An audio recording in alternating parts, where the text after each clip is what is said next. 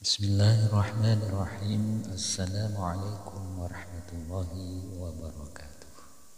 Melanjutkan pelajaran kita sebelumnya, kita perhatikan pada kata yang saya lingkari di situ, bagaimana cara kita membacanya ketika sebuah kata itu berdahuluan akan huruf yang tidak punya harkat. Apakah akan diberi harkat fathah, dhammah atau kasrah? Tentunya di sini ada kaidah-kaidahnya. Kita perhatikan juga kata idhab ila fir'aun. Kok langsung baca idhab, bukan adhab dan semacamnya. Kita perhatikan juga di sini. Ini surat At-Taubah, kalau tidak keliru.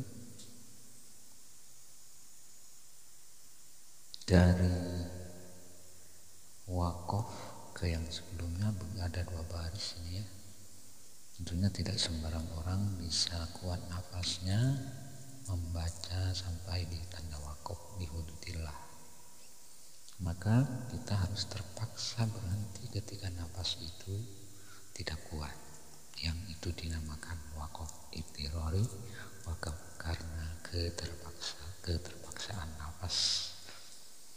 Dan caranya ketika kita berhenti seperti itu bukan pada wakofnya, kita harus mengulangnya dari satu kata sebelum kata kita berhenti atau wakof. Contohnya, kalau kita sampai kuat di bil ma'ruf, maka kita harus mengulangnya pada al-amirun. Saya buat ini juga, ternyata di al-amirun juga hamzah atau alif itu juga tidak berharkat. Bagaimana? Apa kita akan baca al-amirun, in-amirun? Nah, perlu kita ketahui yang saya berarti di sini pada lafaz uktulu ini bukan alif sebenarnya. Ini bukan dinamakan alif. Ini adalah hamzah wasal. Nah, di sini semua hamzah semua ini, hamzah wasal semua di sini, bukan alif.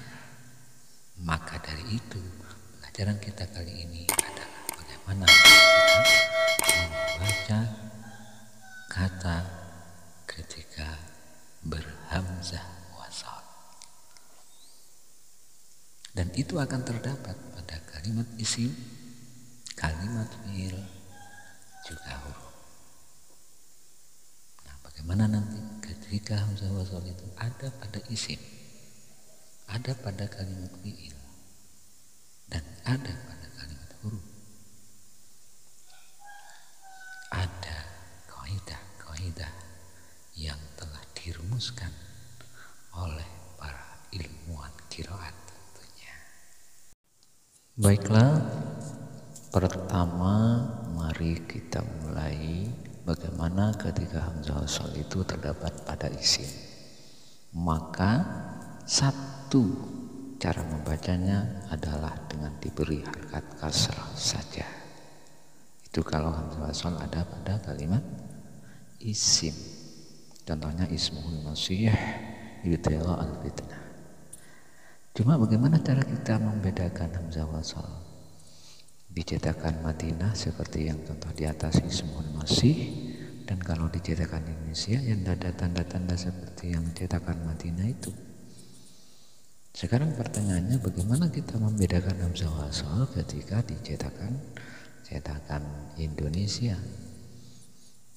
Menurut saya yang paling sederhana adalah hamzah wasal adalah hamzah yang selalu ada di awal dan tidak pernah ada di tengah. Beda kalau dengan alif. Kalau alif kan bisa saja ada di tengah huruf yang lainnya. Insya Allah akan begitu. Selanjutnya, bagaimana kalau hamzah wasal tersebut terdapat pada fi'il?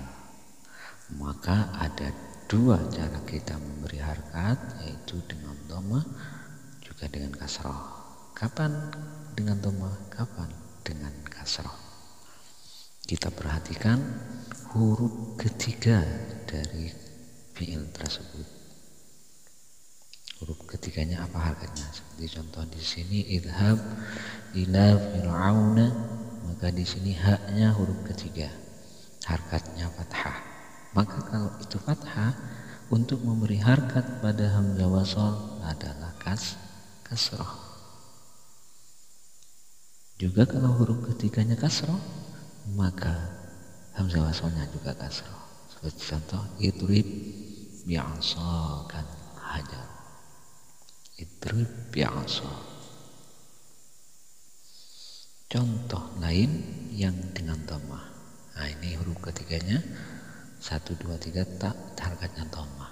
Maka bagaimana? Hamzah wasolnya untuk memberi harkat, maka diberi harkat dhamma. Demikianlah kalau cara membaca hamzah wasol, memberi harkat hamzah wasol ketika hamzah tersebut ada pada kalimat fi'il. Sekarang bagaimana dengan tanda nun kecil ini? Ya, kalau kita membacanya langsung uktulu, kita jadikan awal, ya kita memberikan harkat dhamma. Tapi dengan nun kecil ini bagaimana? Nun kecil ini adalah sebenarnya berasal dari kalimat sebelumnya. Fidolalin binin. Ini sebenarnya ada nun dua, satunya mati. Makanya nunnya itu diletakkan pada sesudahnya. Untuk membaca dua sukun di sini kan kita repot.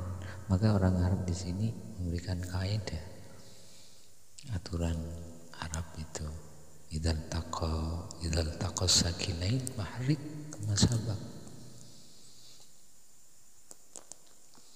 Kan nanti non yang sukun di sini dibuang, maka digantilah dengan yang namanya tanwin. Nah, tanwin. Jadi kalau kasratain, kalau fathatain, kalau dhammatain.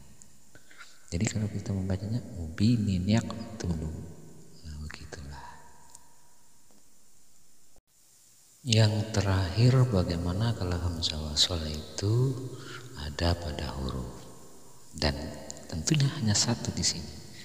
Hamzah wasol yang masuk pada huruf itu hanya masuk pada yang namanya lam ta'rif.